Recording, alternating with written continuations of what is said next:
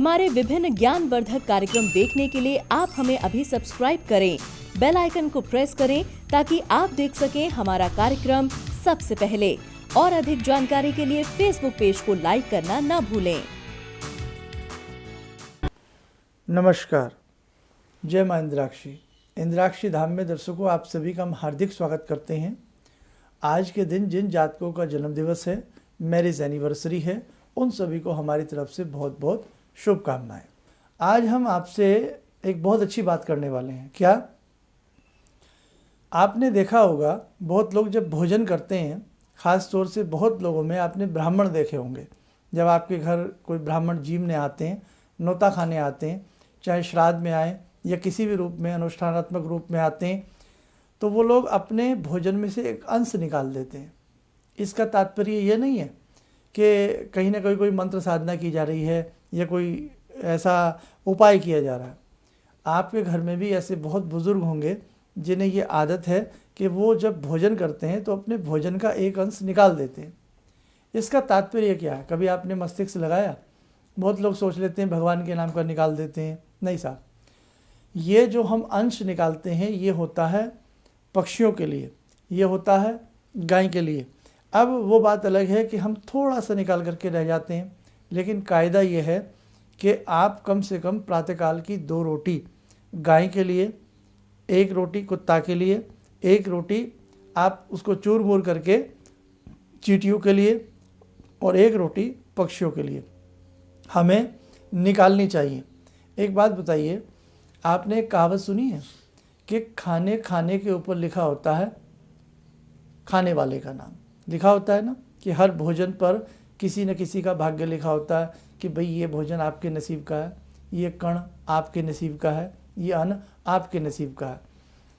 भगवान ने सभी के लिए इंतजामात किए हैं, आपके लिए भी किए हैं, मेरे लिए भी किए हैं, पक्षियों के लिए भी किए हैं, पशुओं के लिए भी किए हैं, लेकिन निमित्त मात्र उसने हर व्यक्ति को एक दूसरे का निमित्त बनाया। जैसे किसान आपके लिए फसल उगाता है, किसान आपके लिए अन्न पैदा करता है, वो अन्न आड़ती पे जाता है, आड़ती उसे बेच करके आगे उसे मार्केट में फैलाता है, मार्केट से वो अन्न घूमता फिरता आपके घर आता है।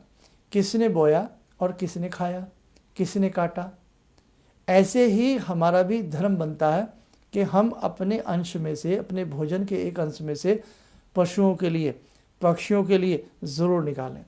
शास्त्र क्या कहता है कि जो व्यक्ति अपने भोजन में से पशुओं के लिए, पक्षियों के लिए अन्न निकालता है, सदैव उसके घर में समृद्धि वास करती है। आप इस चीज़ को नोट कर लें। जिस घर में किसी के लिए भोजन कराया जाए, किसी भी चीज़ के लिए, किसी पक्षी के लिए, किसी भी मखलूक के लिए, किसी भी प्राणी के लिए, तो ऐसे घर में सदैव धन समृद्धि बनी रहती है।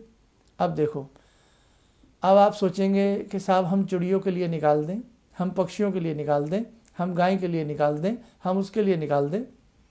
भगवान इंतजाम सबका करता है। खेत में फल लगते हैं, बागों में फल लगते हैं, पक्षी खा लेते हैं, चिड़ियाएँ जाकर के अन्न के दाने उठा लेती हैं। भगवान इंतजाम सबका करता है, आप दें या ना दें। ऐसा नहीं है कि आप ही देंगे तो उनका पेट भरेगा, ऐसा कुछ नहीं है। लेकिन आप अपना कर्तव्य समझें। समझे यहाँ पेच क्या फंसा हुआ है कि हमें अपना कर्तव्य समझना चाहिए।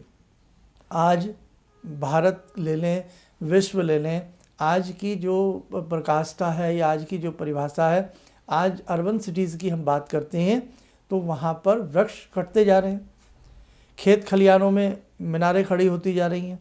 सब अपना अपना सोच रहे हैं, सब अपना अपना सोच रहे हैं। लेकिन भगवान ने क्या कहा कि मेरे सभी संतानें हैं, मेरी संतानें पक्षी भी हैं, मेरी संतानें पशु भी हैं और मेरी संतानें आप भी हैं। जैसे हम 4 भाई हैं, 5 भाई हैं, सबके लिए सोचते हैं ना, माता पिता अपने सभी बच्चों के लिए सोचते हैं, ऐसे परमात्मा के सभी बच्चों के लिए सोचते हैं। तो उनकी शिक्षा हमारे अंदर भी आनी चाहिए। हमारा कर्तव्य बनता है। ऐसा नहीं कि हमारे ग्रह अच्छे हो जाएंगे, हम पक्षियों को दाना डाल दें, हम गाय की सेवा कर दें। मतलब ये कर्तव्य समझिए। अब आप लोग अपना, आप मेरा कार्यक्रम चाहे हिंदू धर्म के लोग देखें, किसी भी समुदाय के, किसी भी धर्म के लोग देखें, लेकिन आप इसे अपना कर्तव्य ज़रूर समझिएगा। पक्षियों की बात देखिएगा।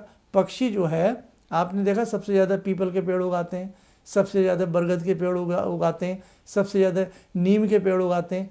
पक्षी अपने मल से भी वृक्षों की उत्पत्ति कर देते हैं और हम इंसान हैं कि वृक्षों को काटने पे लगे। आपके घर की दीवार में पीपल उगाता है, आपके घर की दीवार में वट वृक्ष उगाता है, ये पक्षियों की बीट से होता। क्यों?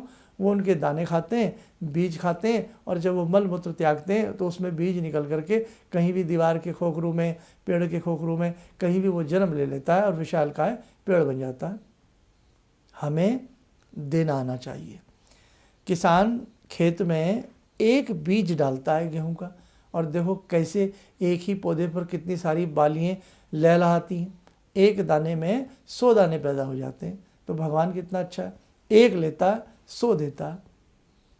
ऐसे ही आपको जिस दिन ये कला आ गई कि नहीं साहब मेरे ग्रह अच्छे हो ना हो, मैं पक्षियों के लिए ये चीज़ निकालूंगा, भाई इतना गरीब कोई नहीं है अब, इतना गरीब कोई नहीं है अब, सबको मिल जाता। जब जिसे रोटी नहीं मिलती तो वो भी कहीं ना कहीं दाएं बाएं जा कर के खा लेता। आप भगवान के नाम से या अपने ग्रहों के नाम से मत डरिए, लेकिन अपना कर्तव्य समझिए। एक पत्थर के अंदर कीड़ा होता है, यकीन ना आए तो कभी पत्थर चटका के तोड़ के देख लेना, कीड़े के पास भी पानी पड़ा हुआ मिलेगा। देखो भगवान की कलाकारी कि उसने कीड़े को भी वहाँ पर पानी का इंतजाम कर दिया, बंद पत्थर के अंदर। बंद पत्थर है, उसकी कलाकारी देखो। तो जब भगवान पैदा करता है, वो मुंह देता है, मुंह में दांत देता है, तो वो दाने भी भेज देता है हमारे भाग्य के, कब हमें क्या खाने को मिलेगा। तो सबका उसने इंतजाम किया हुआ। लेकिन हम क्या इंतजाम कर रहे हैं? बेटी की शादी करते हैं, इंतजाम करते हैं ना, बारातियों को अच्छे से अच्छा खिला दें, 56 भोग बनवा दें, करते हैं ना इंतजाम, बारातियों के लिए भी करते हैं। तो हमारा ये कर्तव्य बनता है। मेरा आप सभी से यही निवेदन है आज के इस अंक में कि आज के बाद आपसे जो बन पड़े, अब भाई आपके घर में हरी चीज़ें भी आती हैं, हरी सब्जी भी आती हैं, जो बच जाए उसे जा कर के कहीं गाय को खिलावें। सभी के घर में गेहूँ भी आता है, आटा भी आता है, राशन भी आता है, उसमें से एक एक मुट्ठी भी यदि हम बचाएंगे और हम उसी आटे की पक्षियों को रोटी खिलाएंगे, उसी दाने की हम पक्षियों को डालेंगे, आपको लाभ मिलेगा। लाभ कैसा मिलेगा? आपके अंदर एक अच्छी भावना आएगी, आपके ब्लड में चेंजिंग आएगी, और आपका ब्लड चेंज होगा। आपका पुत्र कल आपके मुंह में दाने डालेगा। नहीं तो ध्यान रखें कि जब अंत समय आएगा हम पानी की घूंट के लिए तरसेंगे, हम अन्न के लिए तरसेंगे। और कौन तरसाएगा? भगवान नहीं, हमारे अपने। ऐसे लाखों एग्जाम्पल हैं। ये अनाथ आश्रम किस चीज़ का प्रमाण है? बताइए, वृद्धाश्रम किस चीज़ का प्रमाण है? ये इसी चीज़ का प्रमाण है कि हमने देना नहीं सीखा, हमें देना नहीं आता। जब देना नहीं आता तो फिर हमें मिलेगा कहाँ से? इसलिए क्रिया की प्रतिक्रिया संसार में हमेशा होती है। ज़्यादा ना बोलते हुए इतना ही समझाऊंगा कि हमारे बुज़ुर्ग वृद्ध आश्रम में ना जाएं, हम उनकी भी सेवा करें, और उनके साथ साथ हमारे अंदर दिल बड़ा होना चाहिए, ताकि हम जीवन में हर प्राणी का ख्याल रखें, हर क्रिएचर का ख्याल रखें। अब एक पेड़ है, आप थोड़ा सा उसे पाल देते हैं, उसके बाद तो पृथ्वी अपने आप उसको जल देती रहती है, अपने आप सींच लेती है। सूर्य भगवान है, सूर्य भगवान उन गेहूं की बालियों को पकाने का कार्य कर देते हैं। चंद्रदेव हैं, चंद्रदेव उसमें रस की उत्पत्ति कर देते हैं। देखो, चांद, सितारे, नवग्रह भी उस अन्न को पकाने में कितनी बड़ी मदद करते हैं। आप क्या समझते हैं कि आपने गेहूं पकाया? सूर्य ना हो, आप मुझे पका के दिखा दीजिए फल को। चंद्रमा ना हो, आप मुझे उसमें रस डाल के दिखा दीजिएगा, नहीं आ सकता। धरती की छाती में, धरती के सीने में पानी ना हो तो आप पेड़ों को लहरा के दिखा दीजिए। आपकी हिम्मत नहीं है, कितना पानी डालेंगे, कहाँ से लाएंगे आप? उन्हें देना आता है, सदैव दे रहे हैं, देते रहेंगे। तो वही देना मेरे दर्शकों हमें भी आना चाहिए, हमारे साथ को वो देना हमें आना चाहिए। नियम बना लेना, इस महीने मैं 5 किलो दाना डालूंगा, इस महीने मैं ऐसा करूंगा। अगर आप सब ऐसा करने लगें तो देख लेना पृथ्वी के ऊपर स्वर्ग नजर आएगा। और ये साइंटिस्टों का एक रिसर्च है और महर्षियों की एक रिसर्च है कि संसार में जब जब आपदाएं आती हैं, जब जब संसार में बड़ी बड़ी महामारी आती हैं, जब जब संसार में भूकंप आते हैं, जलजले आते हैं, तो कहीं ना कहीं किसी मूक प्राणी को सताया जा रहा होता है। ये जितने भी कत्ल खाने हैं, बूचड़ खाने हैं, ऐसे नियम आए हैं कि जब जब कत्ल खाने बढ़ते हैं, बूचड़ खाने बढ़ते हैं, जब जब गौ हत्याएं बढ़ती हैं, तो तब पृथ्वी के ऊपर आपदाएं आती हैं। तो ये आपदा नहीं आनी चाहिए। हम सबको अब बहुत अच्छे से व्यवस्थित होकर के ये सेवा भी अपने जीवन में जोड़ना है। आप ये मत समझे मैं अपने बच्चों के लिए कमाऊंगा, अपनी बेटी के लिए, बेटा के लिए नहीं। अब आपको एक नियम बनाना है कि मुझे अपने जीवन में इन पक्षियों को भी कुछ देना है, मुझे अपने जीवन में ऐसा भी कुछ करना है। उन लोगों का भी तो दिल देखिए जिन्होंने जितनी भी धर्म क्षेत्र हैं वहाँ इतनी बड़ी बड़ी धर्मशालाएँ बनवाई हैं, वो क्या उसमें रह रहे हैं? वो क्या रह रहे हैं? वो नहीं रहते। स्वामी आदि शंकराचार्य को देखिएगा, उस समय तो हेलीकॉप्टर नहीं थे, हवाई जहाज की ऐसी कोई व्यवस्था नहीं थी, ऐसे कोई विमान नहीं थे, लेकिन उन्होंने देश के चारों कोनों पर कितने बड़े मठ बनाए। उनको देखिए आप, हमारे ऋषियों को देखिए आप, महर्षि वेदव्यास जी को देखिए आप कि उन्होंने कितना लिखा, कितनी रचनाएं की, 18 पुराण किस तरह से उन्होंने लेख डाले। तो अगर वो लोग ऐसा ना सोचते, उनका दिल बड़ा ना होता, तो आज शायद धर्म भी खड़ा ना होता। तो आज से नियम उठाएं, जहाँ तक मेरी आवाज़ पहुँचे ये एपिसोड औरों को भी दिखाने का प्रयास करें। हम हर चीज़ में अपना मुनाफा ना ढूंढें, कहीं कहीं हम अपने कर्तव्य को भी सामने लाने का प्रयास करें। आइए दर्शकों जुड़ते हैं आज की ध्यानमाला में। आज जुड़ते हैं भगवती दुर्गा से। ओम सिंदूरारुण विग्रहां त्रिनयनां माणिक्यमूले स्फुरात् स्तारानायकशेखरं स्मितमुखी भापेन वाक्षोरुवां पाणिभ्यामलपूर्णरत्नचषकां रत्नोत्परां बिभ्रति सौम्यां रत्नघटस्थरक्तचरणां ध्यायेत्परां अम्बिकां खड्गं चक्रगदेषु चापपरिगान् शूलम्बुसुण्डिं शिरा शङ्खं संदधतीं करे स्त्रीनयनां सर्वाङ्गभूषावृतां नीलासमद्युतिमास्य पाददशकां सेवे महाकालिकां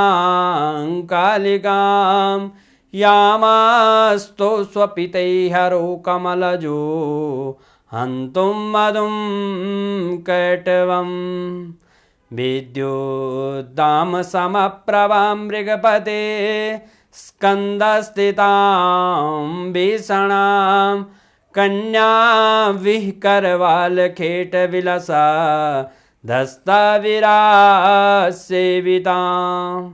हस्तैश्चक्रगदाशिखेटविशिखां चापं गुणं तर्जनीं विप्राणामलिलात्मिकां शशिधरां दुर्गां त्रिनेत्रां भजे। कवच बना लें, ध्यान करें कि भगवती का आशीर्वाद आपके ऊपर बरस रहा है। 10 सेकंड के लिए हम यहाँ से एक गुप्त मंत्र पढ़ते हैं।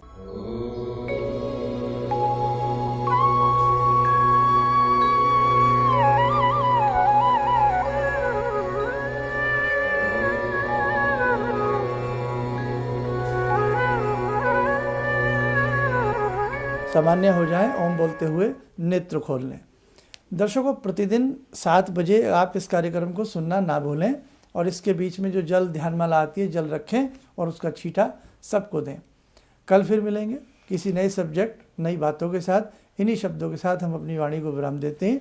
जय माँ इंद्राक्षी। मुझे ये अंदर से विश्वास हो रहा था कि जो चीज़ 2-3 मैं ढूंढ रही हूँ, क्योंकि थोड़ी बहुत मैं भी भगवान में आस्था रखती हूँ, तो मैं ये सोची थी कि मुझे वो चीज़ें मिल जाएंगी। और रियली मुझे आज यहाँ बैठ के ऐसा लगा, जो आपने 2-3 चीज़ें करने के लिए बताई हैं, कि शायद मेरी समस्याओं का हल शुरू हो गया आज से। किसी भी समस्या के समाधान के लिए मिले प्रसिद्ध हस्तरेखा एवं वास्तु विशेषज्ञ प्रोफेसर धर्मेंद्र शर्मा जी से। नोट: शिविर में भाग लेने हेतु एवं व्यक्तिगत रूप से मिलने के लिए कॉल करने का समय सुबह 10 बजे से शाम 6 बजे तक। हमारे विभिन्न ज्ञानवर्धक कार्यक्रम देखने के लिए आप हमें अभी सब्सक्राइब करें, बेल आइकन को प्रेस करें ताकि आप देख सकें हमारा कार्यक्रम सबसे पहले। और अधिक जानकारी के लिए फेसबुक पेज को लाइक करना न भूलें।